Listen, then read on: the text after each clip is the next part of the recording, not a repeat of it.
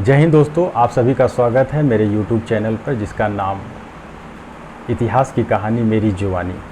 आज जो हम कहानी आपको बताने जा रहे हैं ये है चंपारण की कहानी। चंपारण में नील का आतंक। चंपारण में जो नील की खेती होती थी उसके विषय में पूरी जानकारी आज इस वीडियो के माध्यम से मैं आप सभी के सामने रखने जा रहा हूँ। चंपारण में नील को किसने लाया, नील की खेती क्या होती थी, अंग्रेज़ों को क्या फ़ायदा हुआ, अंग्रेज़ इसे क्यों हर हालत में उगाना चाहता था, किसान क्यों नहीं करना चाहता था। इन सारी बातों को आज हम लोग विस्तार पूर्वक जानेंगे।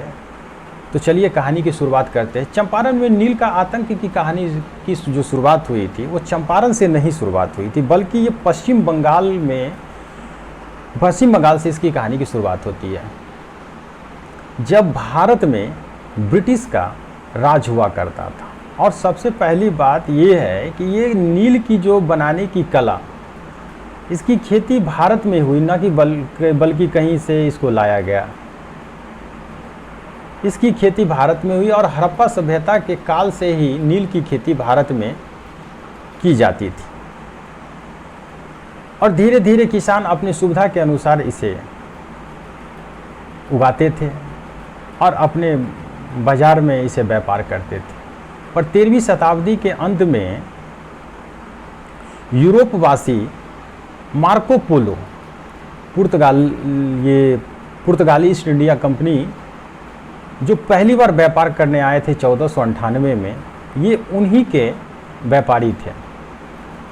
जब भारत में ये आते हैं तो नील को पहली बार इन्होंने तो अपने देश में देखा ही था, पर भारत में पहली बार जब इन्हें देखते हैं तो इन्हें व्यापार करने का बहुत ही आनंद आता है। सबसे बड़ी बात ये होती है कि जब तक वो दूसरे देश से नील की खेती करते थे, लेन देन, तो वहाँ पे बहुत महंगा ये सामान मिलता था।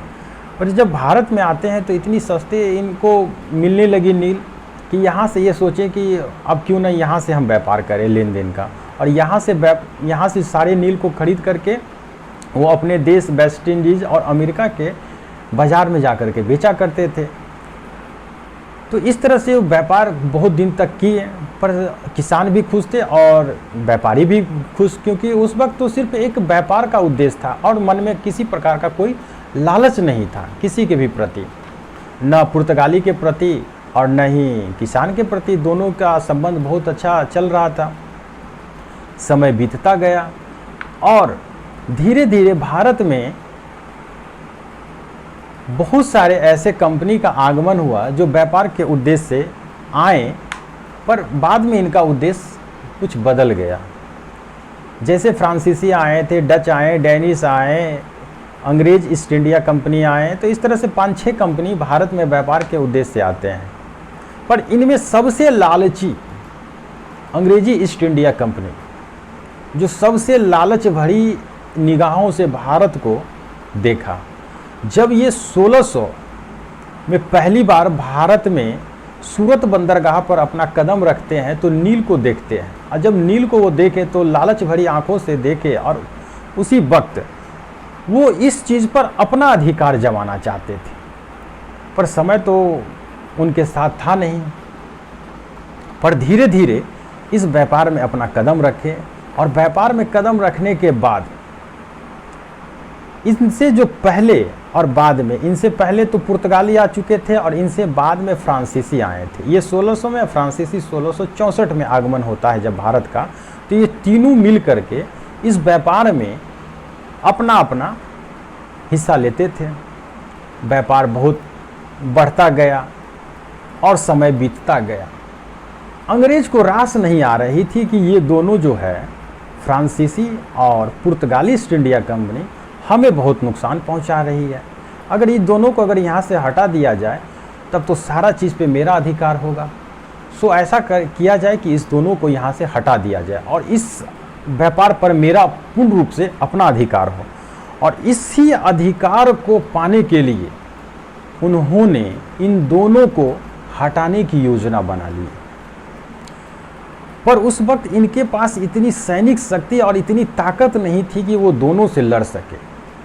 इसलिए अपने पास इन्होंने सैनिक शक्ति बढ़ाई, अपनी ताकत बहुत बढ़ाई। अब बढ़ाने के बाद इन दोनों पर आक्रमण करके दोनों को भारतीय बाजार क्षेत्र के जो व्यापारी से इनको अलग कर दिया गया और भारत के किसी कोने में इनको रख दिया गया और खास करके नील के व्यापार का अधिकार इनसे छीन लिया गया और इस अधिकार पर अपना सिर्फ अधिकार जमाया। जो भी नील होती थी इस नील को ये खरीदते थे और विदेश में जा कर के ये बेचते थे, चाहे वो अपना देश हो, चाहे वो वेस्ट इंडीज हो, चाहे वो अमेरिका हो, चाहे वो ब्रिटेन हो, पर इस पर अपना अधिकार। और वो दोनों भी जो ऐसे थे वो दोनों लड़ने के उद्देश्य में नहीं थे, वो दोनों इस बात को जानते थे कि चला जाए, अगर हमें इस व्यापार से अलग कर दिया गया है तो कोई बात नहीं, हम दूसरा व्यापार करेंगे। पर अंग्रेज सबसे ज़्यादा इस चीज़ में शातिर थे, इतना शातिर थे कि व्यापार के तो उद्देश्य से आए पर पूरे भारत पर अपना साम्राज्य को बसा लेते हैं। उसके बाद जब व्यापार पे ये अपना अधिकार बसाते हैं तो ये किसान को, अब किसान पे इनका लालच पड़ता है कि सोचते हैं कि किसान जो नील बनाने की जो एक कला है, क्यों नहीं इस कला को हम लोग सीख लें। तो पहले तो ये सीखने की बहुत कोशिश किए कि भाई किसी तरह से किसान से ये जो जानकारी है ये हमारे हाथ लग जाए और खुद हम अपना इस चीज़ का मालिक बने और ये किसान को हम अपने यहाँ नौकर बना करके रखें और फिर इस पे भी अपना अधिकार हो। पर किसान बताना नहीं चाहते थे, पर वो ज़्यादा दिन इस बात को छुपा भी नहीं सके और किसान को आने वाले समय में इस नील बनाने की कला उनके हाथ लग जाती है। अब क्या हो, अब तो वो जो चाहते थे उनके हाथ तो लग चुकी थी। अब जो है किसान को ये प्रताड़ित करना चालू कर दिया। किसान को नील तो खरीदते नहीं थे उनसे और इनको कमज़ोर कर दिए। कमज़ोर करने के बाद इनको पैसा देते थे, आर्थिक कमज़ोर बहुत ज़्यादा ख़राब हो गई थी तो इनको पैसा देना चालू किए। पैसा देने के बाद जब पैसा रिटर्न नहीं कर पाते थे तो इनके ज़मीन को ये लोग गिरवी पे रख लेते थे, फिर पैसा देते थे। इस तरह से धीरे धीरे करके पूरे के पूरे वो अपना साम्राज्य कायम किए और सारे ज़मीन को हड़प लिए और किसान काम करने पे अब मजबूर हो गए, उनके खेतों में नील उगाने को मजबूर हो गए। पर इस तरह से चलता गया, करते गए। पर बंगाल की जो क्रांतिकारी धरती है उस क्रांतिकारी धरती पर ये ज़्यादा दिनों तक ये चल नहीं पाया, अंग्रेज़ों का शासन। और समय 1857 का आ गया था।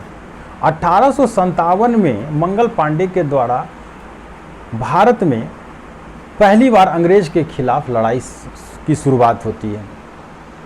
काफ़ी परेशानी हुई, अंग्रेज भी इस चीज़ से अस्त व्यस्त उनका जीवन रहा। 1 साल तक इस लड़ाई को दबाने में उनका 1 साल बीता और फिर ये धीरे धीरे नील आंदोलन की लड़ाई दिन प्रतिदिन बढ़ते जा रही थी।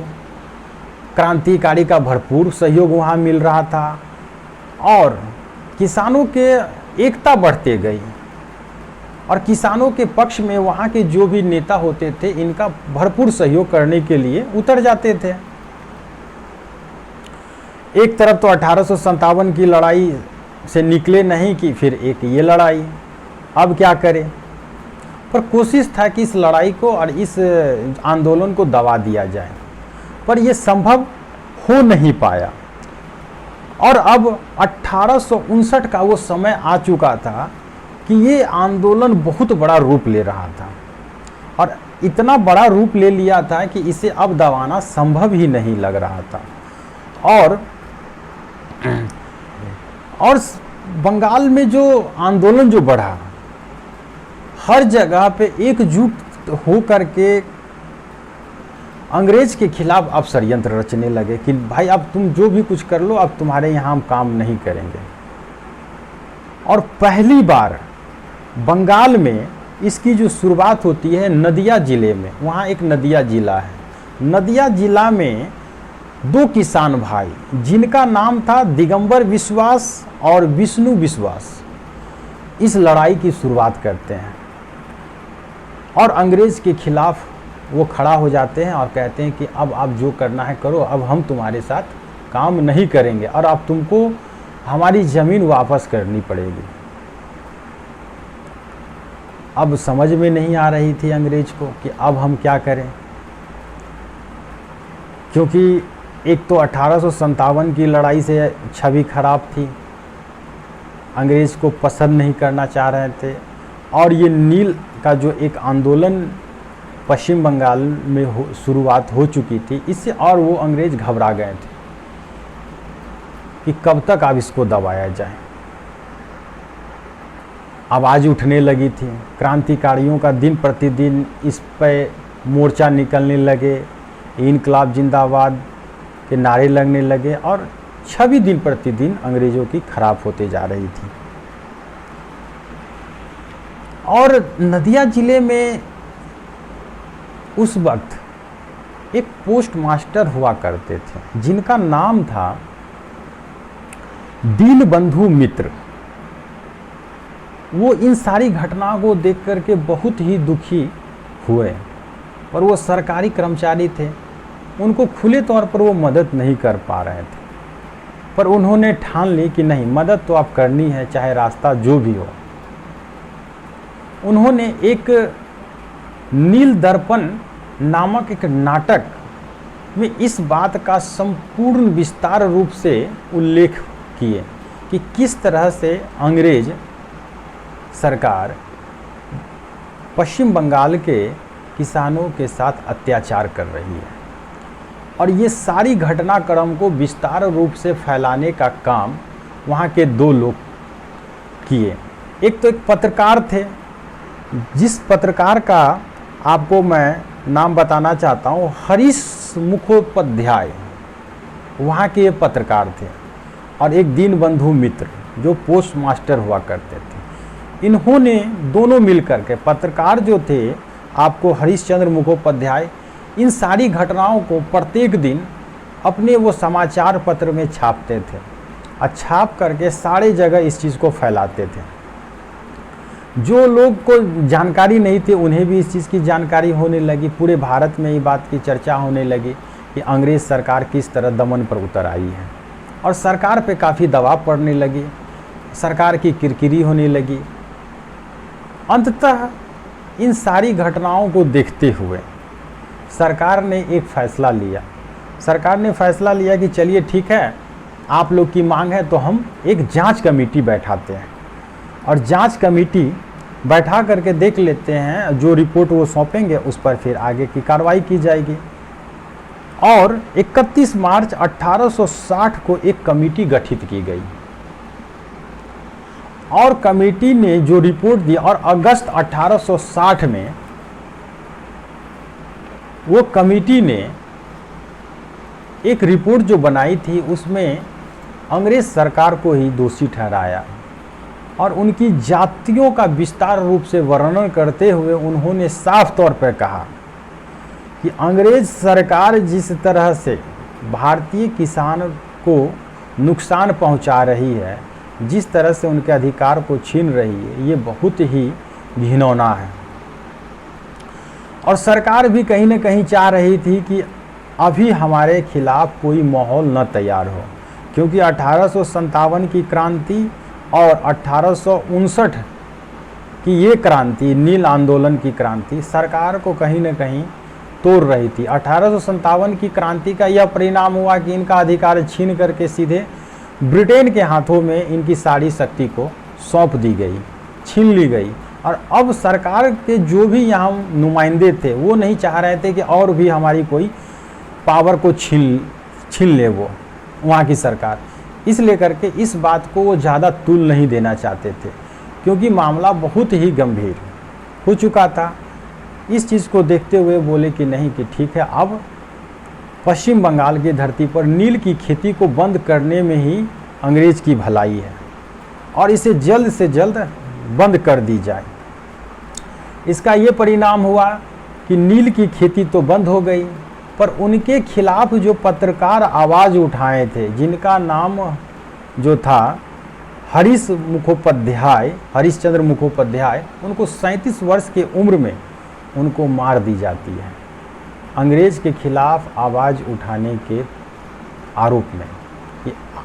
और उन्होंने इनको ख़त्म कर दिया इनका। और इसी प्रकार वहाँ से ये नील की खेती ख़त्म कर दी जाती है। अब जो आने वाला पार्ट होगा उस पार्ट में नील की खेती तो यहाँ ख़त्म कर दी जाती है, पर ये नील की खेती पश्चिम बंगाल की धरती से ख़त्म होती है, पर बिहार की धरती पर यहीं से जा कर के चंपारण में फिर से इसकी खेती प्रारंभ करने की योजना बनाई जाती है। जब चंपारण की कहानी मैं आपके सामने रखूँगा तो उसमें देखिएगा कि अंग्रेज़ सरकार इतनी चतुराई से खुद न करके ये काम किसी और से करवाती है, और लालच का चंपारण की धरती पर और सारे सीमा को वो लांघ जाते हैं। तो नील की खेती तो पश्चिम बंगाल में ज़्यादा दिनों तक चल नहीं पाई, और भारतीय इतिहास में बहुत कम ही इस बात का जिक्र है, इसीलिए इसे ज़्यादा समय हम लोग इसमें नहीं दिए। पर सबसे बड़ी बात, चंपारण में इसकी कहानी बहुत विस्तार पूर्वक है। तो आने वाले जो वीडियो है पार्ट 2, उसमें मैं चंपारण की कहानी को विस्तार पूर्वक रखूँगा। कैसे राजकुमार शुक्ल महात्मा गांधी को बुलाने जाते हैं, आखिर महात्मा गांधी को क्यों बुलाने गए, राजकुमार शुक्ल को क्या ज़रूरत आन पड़ी जो महात्मा गांधी की खोज में वो निकल गए। उस वक्त बिहार में बहुत बड़े बड़े नेता हुआ करते थे, डॉक्टर राजेंद्र प्रसाद, ब्रजकिशोर प्रसाद, तो उन लोग को इनसे कोई लेना देना नहीं। अनुग्रह नारायण सिंह जैसे नेता हुआ करते थे। आखिर राजकुमार शुक्ल तो पढ़े लिखे नहीं थे, उन्हें सही से हिंदी भी बोलने नहीं आती थी, तो आखिर इस कार्य के लिए वो आगे क्यों बढ़े।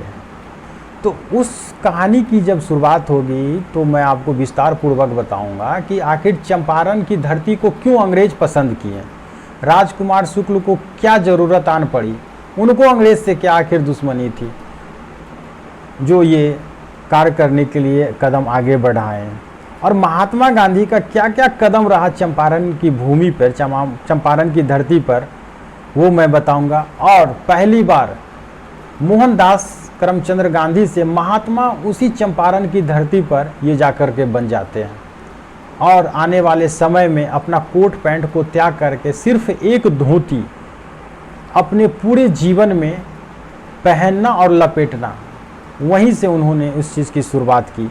तो इसके पीछे कारण क्या था, उन्होंने ऐसा क्या देखा, ऐसा क्या घटना घटी जो वो धोती पहने और महात्मा बन गए अपने जीवन में।